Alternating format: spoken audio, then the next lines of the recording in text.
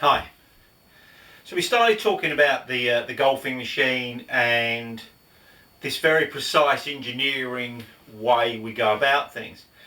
But right at the forefront of Homer's work is that it gives a recipe to swing anyway. It's not saying we swing a specific way. And there are quite a few models of different types of golf swing. So some require far more ability to rotate, and those that are trying to encourage and quicken the rotation will have to have extremely sound anatomical work. So certainly if we're going to rotate rapidly around this mass, then we're going to have to work the legs very well, we're going to have to work the hips, the shoulders very well, and we're going to have to maintain our angles very precisely as well.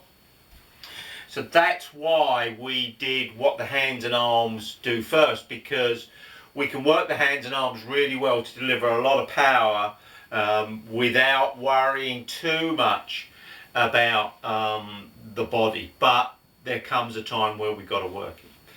So I've already said that within the movements of our body, I would prefer something that is rotational around the COG.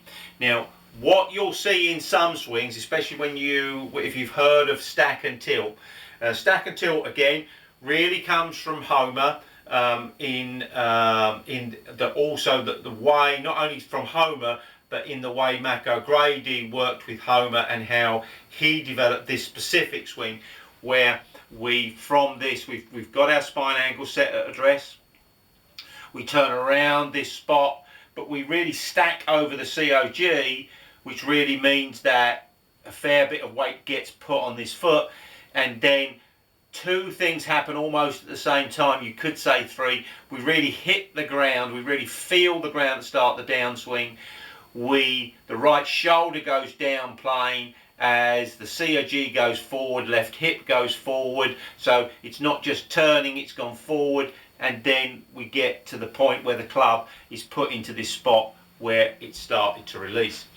So I think the first thing to understand, however, is that if we look at the javelin, we've got this huge movement right and this huge movement left, and there are many golf coaches that have suggested that is a way of creating force, and of course it will. So I think understanding that these aren't swing tips that we're giving you, these are places to explore what you do, and then ask questions about yourself. Does this fit into how I release the club or how I want to release the club? At the centre of all these challenges for me, especially if we're going to go golfing machine, is everything has to work with the flat left wrist. So I can have the most perfect movement and wind up to the top of the swing, but then if I come in without a flat left wrist, everything that I did there is a waste of time. I certainly can recommend to you, those people that are exploring this, that explore everything from a flat left wrist. So in other words, when you start your swing, focus on the forces that are here. Focus on the angle that you have. And then whatever you do throughout the swing, see whether you can maintain these conditions and whether you do or you don't first. Then do some swings where you're deliberately maintaining those positions, and then as we start to understand how we start the downswing, how we use the ground, then we can explore through the flat left wrist. So what we're undoubtedly saying is that we could make all swings from the ground if we wanted to. So we can have our attention in the ground at all times, attention in the balance all times. So as we make that swing, everything is done from the ground.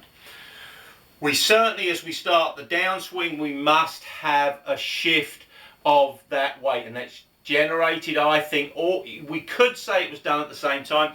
We could also say that the first thing that we need to engage to start the downswing is not only our contact to the ground, but also our attention in our spine angle, so that we don't want to lose this spine angle. We don't want to move away, we don't want to keep it but move in that direction. So the C of G is stacked underneath it. We've made that turn, and then we've stayed on top of that and kept our angles as we've done that. So these are the things to look forward, to look into, how we can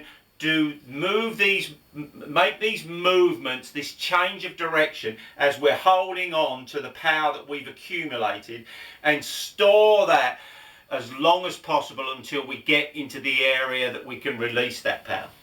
So we're almost saying here that it doesn't matter what movements you make, if you can store that power to where you're going to deliver it and then release it, you will make some really good golf swings. I'm going to get a little bit more specific on a few subjects tomorrow. In the meantime, contemplation, just contemplation, awareness, find out what you're doing, how do you move your weight? How do you shift it? Do you maintain your angles? Are you aware of your foot pressure? Any of these exercises, discover what you found.